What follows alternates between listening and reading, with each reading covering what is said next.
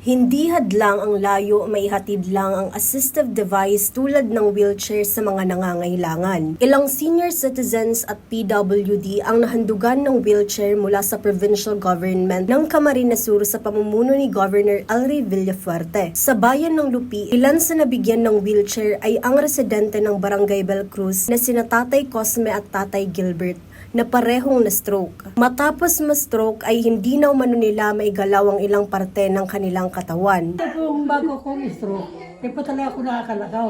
Pero mo ka nakagda, pag masiyar, bubaton, pagkakariguson. Bubaton yan, mga ako nakakarigos sa kuya. May mag-shop na, di ko kaya. Kuya, nakakasaldi rin ako, nakatukaw lang ako sa bangkong plastic, nakakarigos ako solo. Kinakaya ko naman, naman ako. Kaya hindi ko kaya maglakaw ng arayo.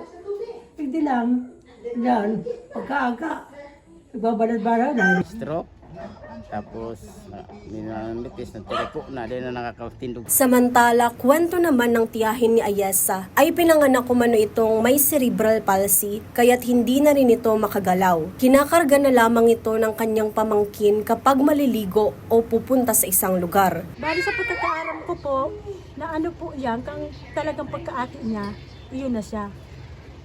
Inborn na po talaga yan. Pero para pahilot man yan, para pa massage, para pa ano, maman sana. Para pa bulong, maman sana resulta. Ilan lamang sila sa mga nahandugan ng provincial government ng Camarines Sur ng wheelchair na isa sa programang medikal na layuning ilapit ang tulong para sa mga malalayong lugar kagaya na lamang ng bayan ng Lupi. Kaya naman labis ang pasasalamat nila sa gantong programa ng probinsya. Layon ng programa na makapagbigay pag-asa sa pamamagitan ng assistive device na magagamit nila sa kanilang mobility. Gob, maraming salamat po, Gob.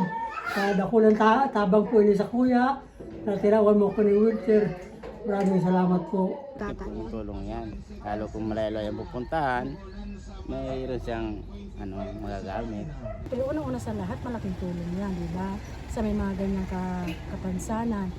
Tapos, mas malaking, i-deliver pa ninyo, hindi na sila ang pupunta dun sa, para mag-claim. Kayo na mismo nag-deliver. Napakalaking tulong yan sa isang may ganyan na kapansanan. Jem Garcia, CSN.